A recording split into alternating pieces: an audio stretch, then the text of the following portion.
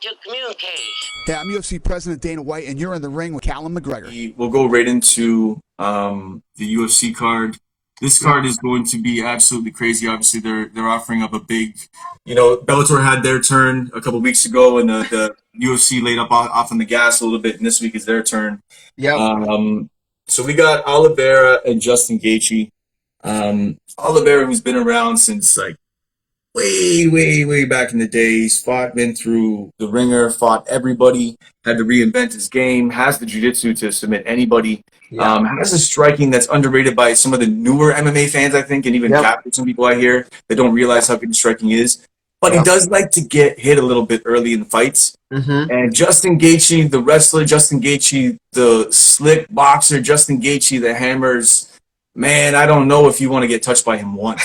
He might be sitting next to Juan Archuleta in the Shadow Realm, so I don't know. I can see that's where the fight's going. That's sort of where my pick is at this point. I really didn't want to bet against I've gone back and forth. I'm with Gaethje. I think he's going to touch him at some point. What's your thoughts on this fight?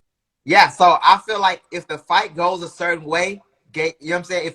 If it turns into a brawl, Gaethje is so comfortable in like chaos and just like madness. I feel like Gaethje he finds ways to put people out, when stuff gets crazy. I feel like if Charles stays within himself, I feel like, and technical, I feel like he's got a lot more ways to win. Because even with boxing, kickboxing, I feel like if he stays technical, I feel like he can, I think he put Gaethje out, maybe even. You know what I mean? I think his kickboxing is like super underrated. But yeah, if Gaethje baits him into a fight, like a fight, then it's Gaethje all day for me.